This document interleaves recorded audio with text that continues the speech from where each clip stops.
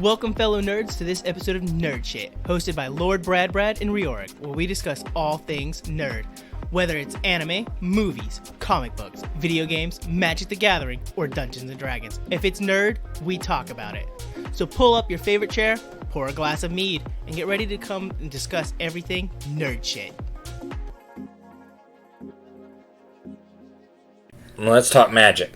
Okay. Magic the Gathering takes me to my happy place. I need my happy place. Good lord. Ugh.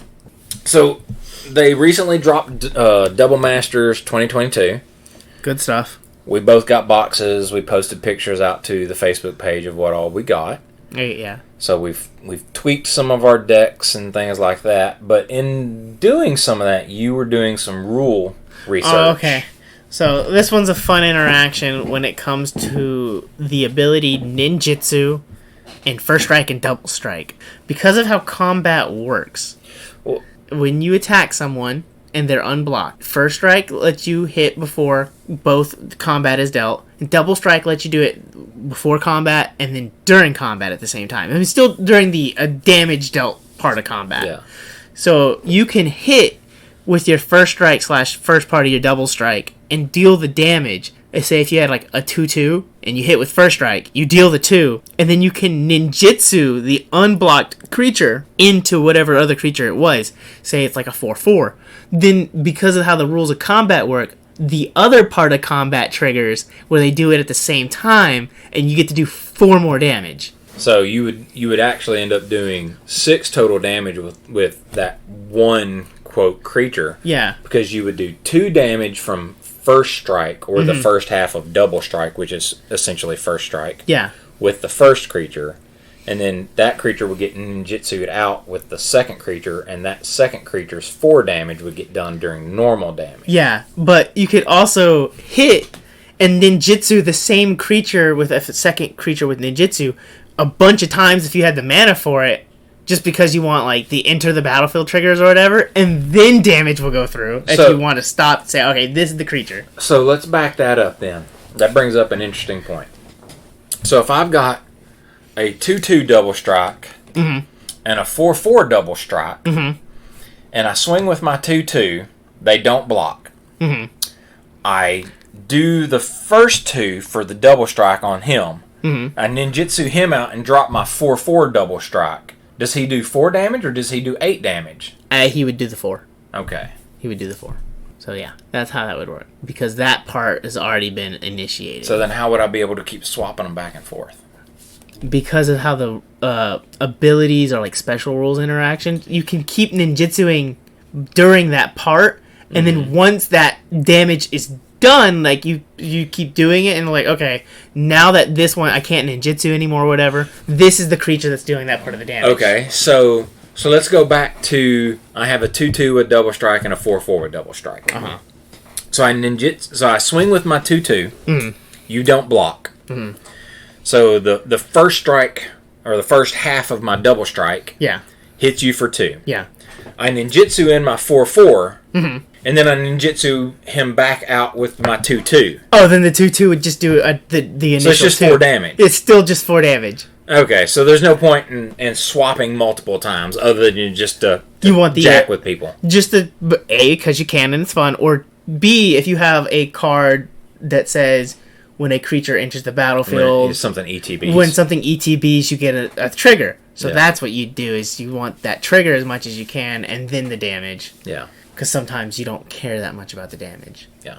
Now, the rule that I like with ninjutsu is infect. Yes. So infect was introduced several years ago before commander became a thing. There was even a card that introduced poison counters before infect was even a thing. Oh yeah, I've got a bunch of cards that have mechanics before they had names. Yeah. Because like I've got some before vigilance was a thing. I've got some before first strike was a thing. Yeah. I've got some, I got a bunch of that Mill stuff. became recent, like last year or so. Yeah. But infect, when they introduced that mechanic, or poison counters, really, when they introduced poison counters, which was a long time ago. Poison's been around for a long time. This was back in the days where we were playing standard and everybody only had 20 health. And the rule was that if you had 10 or more poison counters, at the end of your turn, you automatically lost the game. Didn't matter how much health you had. Mm-hmm.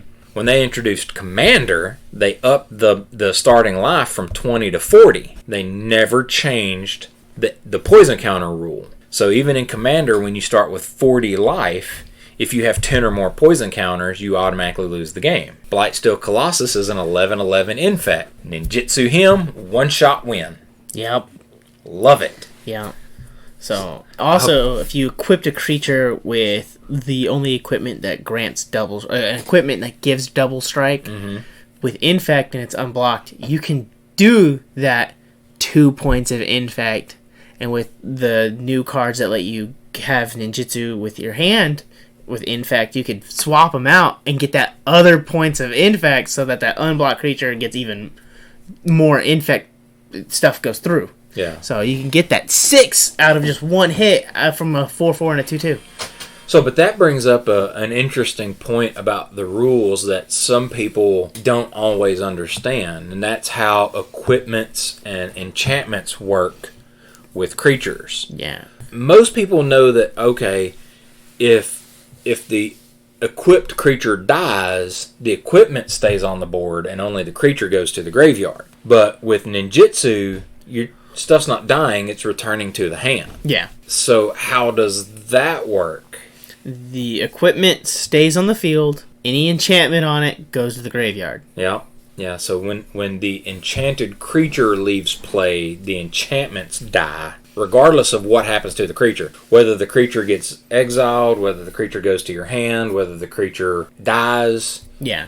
If something happens to that creature and that creature leaves play, all enchantments go to the graveyard. All equipment fall to the board unattached. Mm-hmm. Yeah. Unless unless rules. Yeah, unless there's some other rule that specifies, but that's the default behavior. And that plays into how protection works. Mm-hmm. For a long time, back when we first started playing, protection was thought to only apply to new effects, but we learned over time that that's not really how that works.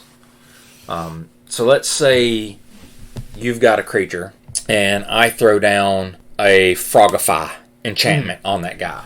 So your guy now has a blue enchantment on it that turns him into a 1/1 frog, or a 0/1 frog, or something like that. Yeah. If you were to cast a spell to give your guy protection from blue, it destroys that enchantment. Yes. Even though it doesn't say destroy enchantment, the fact that your guy has protection from blue and Frogify is a blue spell that is constantly affecting him, it negates the enchantment and sends the enchantment to the graveyard. Yeah. Now, it doesn't kill global effects. Like if I've got a global enchantment down and you give your guy protection from it, it won't kill my enchantment. Yeah. It just means the effect doesn't hurt him. Yeah. But any enchantment that specifically is attached to that guy or targets him is gone. That was always good to know, but it really screwed me over because I had a protection-themed deck where I had a 2/2 knight with vigilance. I think he was 2/2. And I could tap 2 white mana and give him protection of any color of my choice.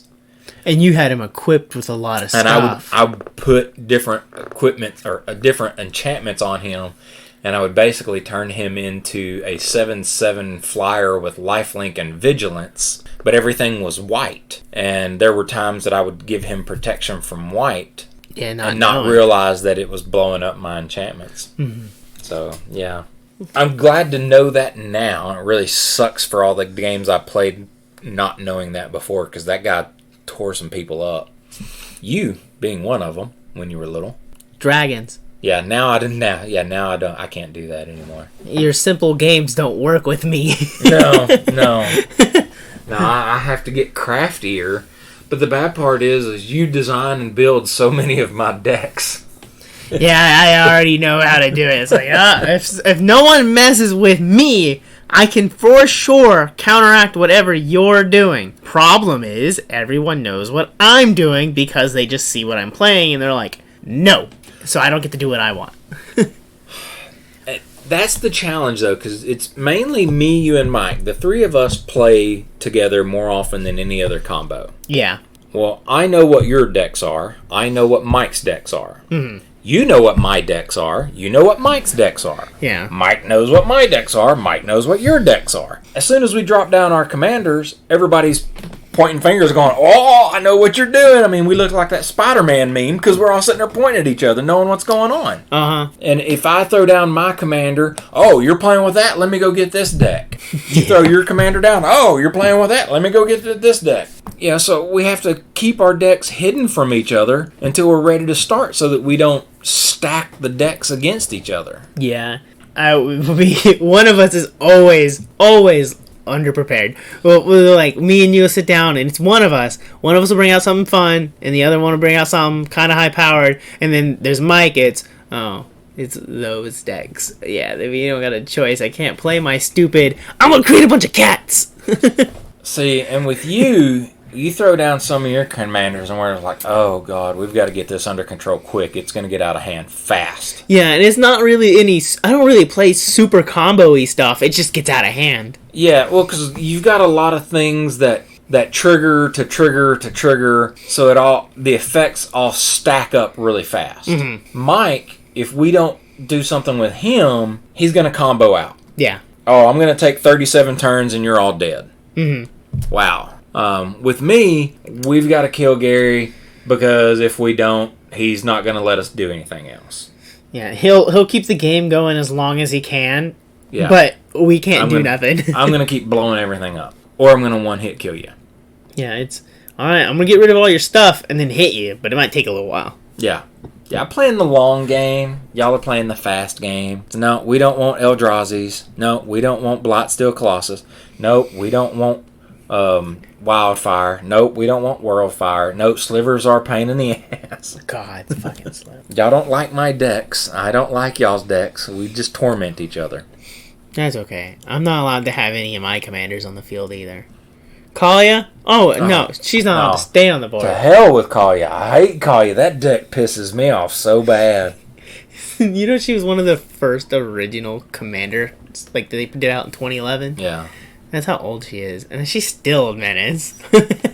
She's bad. I mean, I've had mine for several years now. I don't play her very often. I love her. I know you do. And I should play her more often, but I know how much I hate you when you play Kalia.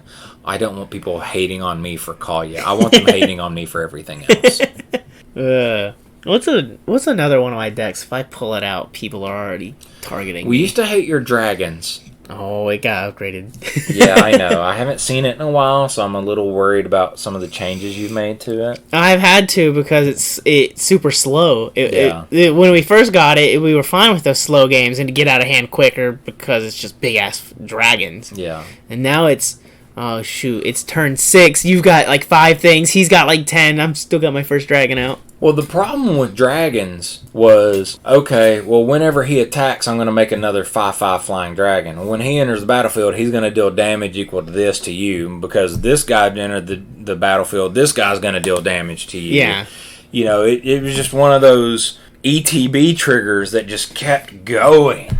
Yeah. And... okay, every time a dragon enters the battlefield, this is going to happen. Okay, well, I'm going to play a dragon. Okay, so this is going to happen. All right, now I'm going to attack. Because I attacked, I'm going to create a dragon. Well, a dragon entered the battlefield, so this is going to happen. Yeah. Oh, look, something happened. I'm going to create a dragon. Yeah. And it was just, oh my God, the dragons, they just never stop coming. And all these triggers keep happening. It was just a pain in the ass. We had to keep you from playing dragons to keep everything else from happening. That's when I really started playing Land Go Boom stuff again, because that was the only way to keep you from getting dragons on the field. Yeah. Yeah. The same combinations in Kalia now. Yeah. I don't need lands. Screw you. No, I'll find a way. I will find a way. Y'all did. Y'all got rid of my commander every time she touched the field. Yes. Yeah, and Mike, he does a lot of...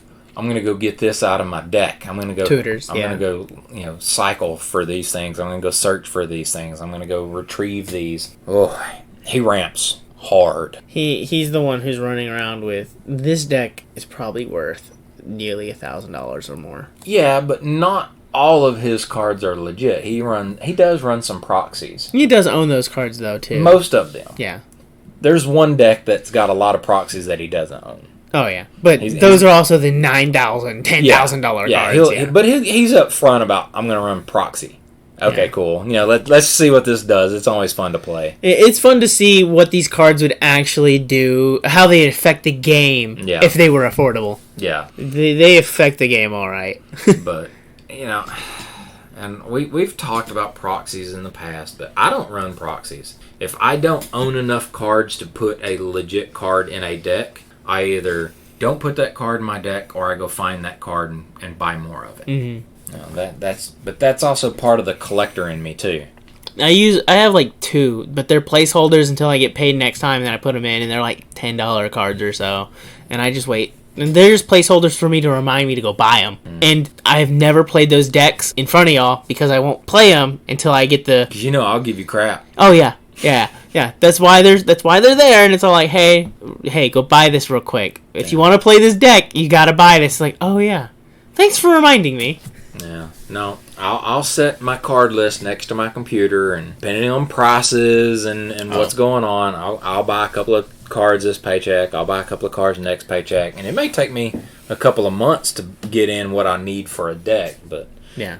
I refuse to do proxies. No, I get it. Well, if I put it on the side or something, I'll forget it. That's why I keep myself with, hey, this is the card, buy it or you're not playing this deck. But your connection to your computer is very different than my connection to my that is true. My computer hasn't been turned on in, what month is it? July. Still July. 7 months. Okay. So I write software, I write books, I manage the podcast, I do social media. Oh, yeah. My day job. Oh, yeah. No, my day job says, hey, no, you don't have free time, you don't get days off. Computer? Nah, you don't need the internet, you're outside. Yeah, whereas everything I do is electronic. Oh, yeah. So for me, having that list by my computer, that's probably the one place I'll see it. If I put it anywhere else, I'll never be there. Oh, yeah. And that's why I put it in my cards as that's the one time I'll see it. And I'll be like, all right, I'm going to look at my cards. What do I got to upgrade? What do I got to do this? Yep. And okay, got to buy these. Yeah. Well, it's like this morning when you were over at the house. I rolled out of bed, heard your voice. I was Brandon in my office. Yeah, he's looking at cards. Yeah, typical. Yeah, and now you got like 10 cards put into new decks. Yeah. I have all of these cards. Most of them I couldn't even tell you what they are anymore. I've gotten so many I can't keep track of everything I own. But you will come over here and just spend hours thumbing through boxes and books and going, oh, this looks good for this deck. And you just tweak and tune things. Yeah, and then you'll go and I'll ask if you have a card and you'll go like, oh yeah, it should be here. Wait, it's not here. Probably because I already put it somewhere. Yeah.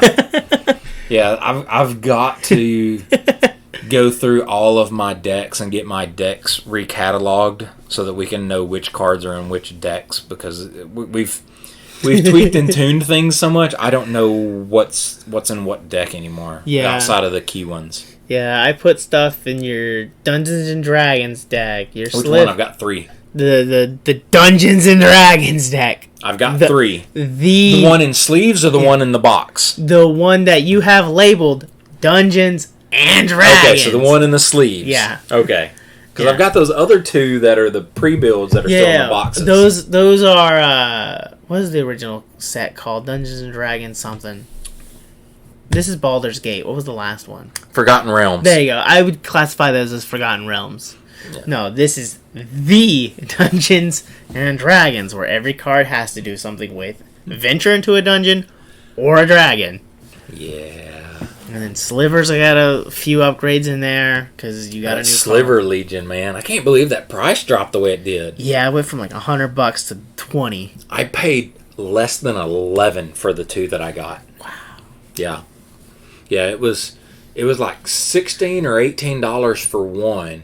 But if I bought 2, they dropped the price. Oh, yeah. So that's why I bought 2. Yeah, yeah. Don't blame me on that one. That's going to go right back up the moment Slivers ever get announced. To the moon. Yeah. That one's not going to stay cheap. Yeah. So if I can buy it for $11, $12 a card, Oh, hell yeah. Your mom's lucky I only bought 2 of them. Mm-hmm. What's the next set that they've announced? I can't remember. Dominaria. That's right. Dominaria United. The one where they're opening the Legends packs from 93. Yes. And they're putting certain cards in. Not all of them. Legends wasn't from 93. 94? Isn't it was early 90s, 94? No. I think if you looked it up, it'd say 93, 94. I don't think so, because I don't think the first set dropped until 94. No. I'm pretty sure it was probably 94, but it was something that they sold out right away the moment it came out.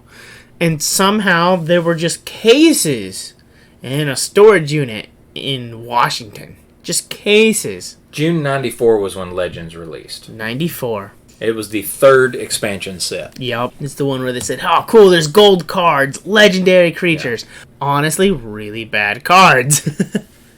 I mean, they're expensive. They were not bad cards. No. By today's standards. Well, any of the cards from the early days are very underpowered compared to a lot of them. Yeah, like you could 2 white plus 2 colorless and a blue would give you a 3/3 with like first strike or vigilance or flying 1. Yeah. But back then that's good. But nowadays it's like you can get so much more. So let's see. And yeah, that's all it really is there's not a whole lot of great cards in there. It's an expensive set. Yeah, it is. Oh, yeah. I have 58 cards from Legends in my catalog, and those 58 cards are valued at over $1,000. God. I bet those are all commons and uncommons. Maybe rare. No. Oh, huh? Astron Legionnaire, that's a rare. Angelic Voices, that's a rare. Nice. Yeah. Oh, no, you got a lot of rares. Lady of Moors, that's a $90 card. I got 3 recalls, and those are $85, $86 cards. I really want a legendary creature from this set and just build a deck around it, even though I know these are those commanders that are kind of hard to build around. Yeah, I've got a number of them. Those are some old cards, though. Yeah. Like the Tabernacle's a $5,000 card or so. Yeah, that would be that awesome. You can find one, but only 3% of the time in collector boosters. Yeah. And the collector boosters are the ones that are super expensive to begin with anyway. No, really, like $25 a pack. Yeah. And with this, it's probably going to be like Double Masters type thing where you got to spend like $60 a pack. That's disturbing to think about. Oh, yeah. Oh, yeah. I still like when I started playing with the gold cards. People started freaking out. Oh, the gold edged cards? The champ decks World that champ I had. Cards, yeah. I mean, those have some value to them, too. Mm-hmm. Those are actually worth something. Oh, yeah. Then I've got the 95 World Champ decks, I think is what those were. I thought it was 96. I don't remember. I may have one from 95 and one from 96. I don't remember. Those cards have some value, but they're good cards. Oh, yeah. I love them. Mike has some of them he borrowed. I didn't let him have any of the super expensive ones. No. I think the biggest one he had was like $30. He wanted some other ones, but I want to say he wanted one of them that was like $90. That one's hard to turn loose. Oh, yeah. I bet.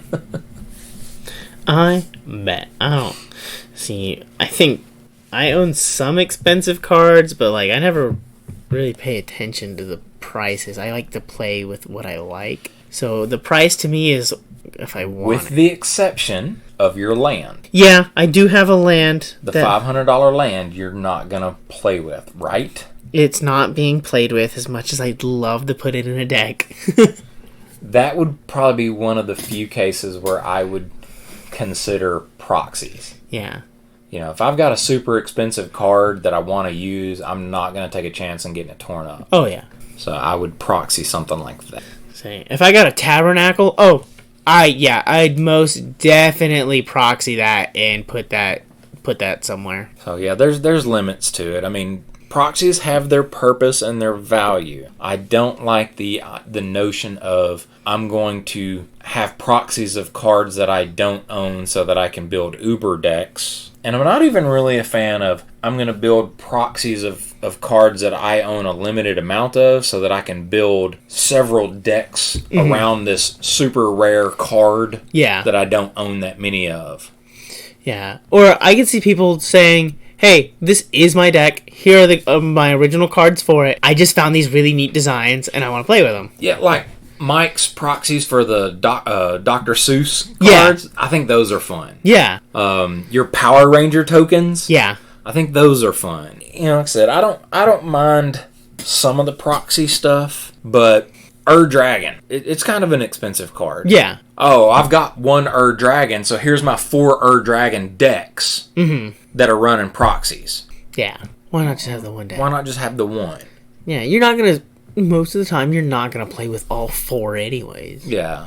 I mean, because by that measure, and Rowdy, if you do this, so help me God, I will punch you in the arm. Oh, I'm going to make proxies of my Shadowborn Apostles so that I've got 30 Shadowborn Apostles in my deck, but I only own 5. No! That is not... No! That's not how that works.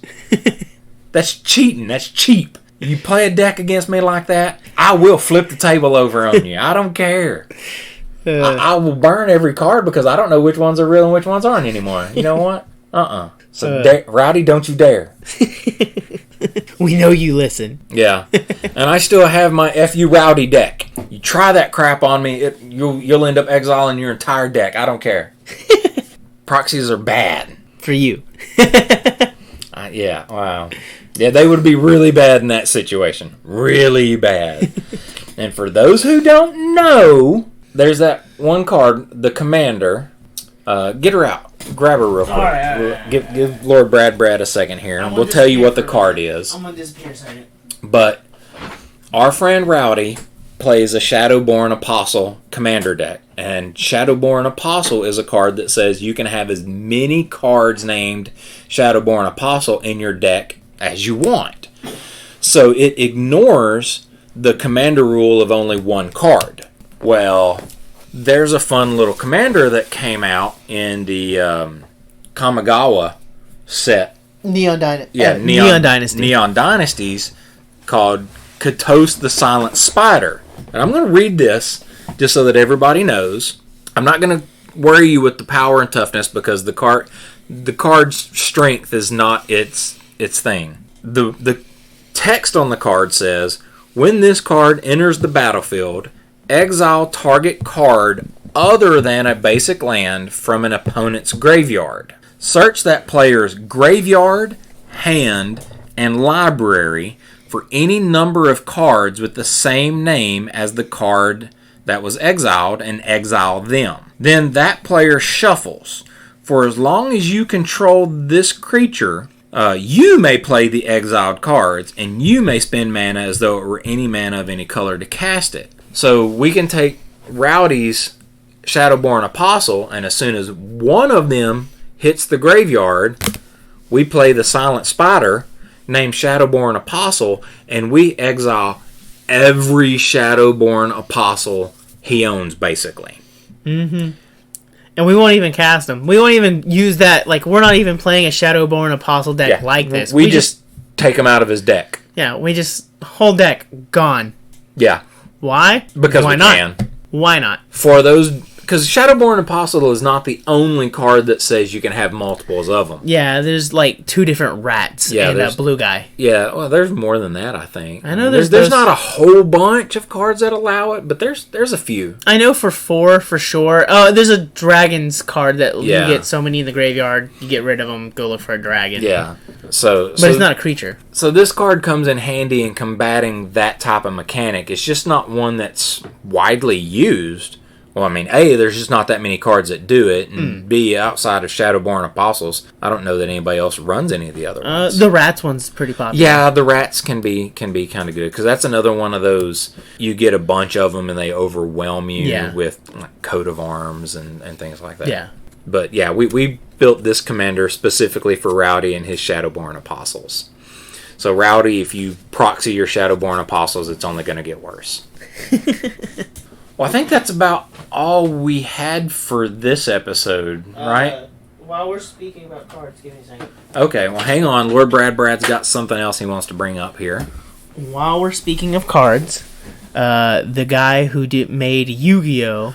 Yes, did pass. Right. Yeah. I don't know his name, but out of respect from one card game to another, who he did get his inspiration from Magic, he did pass, and that is a big hit to the trading card community. Yeah. Our condolences to his family. We'll have to see if we can find his name and find an article about that and get that posted out to the social media. Yeah. But I remember hearing that too. We talked about that the other day. Yeah, and I did learn a fact of why their cards are smaller than standard card sets. Why? They had, for the promotional stuff for the manga and maybe the TV show, but I think it was just for the manga, they couldn't fit it on a regular card because it wasn't done by like normal card companies. It was just a promotional thing with like art, basically. And it fit in these little card slot sticker type things in machines that would only print it out in that size, and it'd print out and you get to look at the card, like, yeah, this is really cool, this is from one of the manga and all that. And they just decided to stick with that size because that's what they already did. So now they put in the everything else about it saying, yeah, now it's an official card. Nice. Mm-hmm. So that's why it's so small, is that was the only way the machine spit it out at you. Learning something new every day. Mm-hmm. That's pretty cool. All right. Anything else? Not that I can think of. I was just looked that up because I was wondering why I can't read these stupid cards. Because they're too small for you? Yeah. You were blessed with your mother's family's eyesight. It's terrible. Sorry. I gave you what I could, man. I wish sight was one of them. A love for video games, movies, comics, Magic the Gathering. Sight impedes a lot of that. I have to keep what advantage I can. Gah. It's bad. It's bad enough your brother scored a touchdown on me in Madden in the other room, not looking at the TV. I don't need you beating me down even more with your superior eyesight. You're lucky I don't care for sports games. I'm not worried about you playing video games like that. Oh, I did it with him and it came to Pokemon. We had a little tournament thing. Pokemon's your specialty, though. Yeah. He was all like, what you got here? Oh, bro, I spent 300 hours. I got this team specifically for you. Try me. Come at me in Elden Ring. I dare you. Let me level up. I bet I could. I don't know. I've got a pretty good setup, and I'm fixing to go get some other stuff that's pretty cool that I found out about. I was able to do pretty well without any of that stuff. I just was playing. I handicapped myself to play the game. I handicapped myself when I first played through it. Oh, yeah. But now, my dude. So I started my New Game Plus the other day. Mm-hmm. First 3 bosses, just walked through them.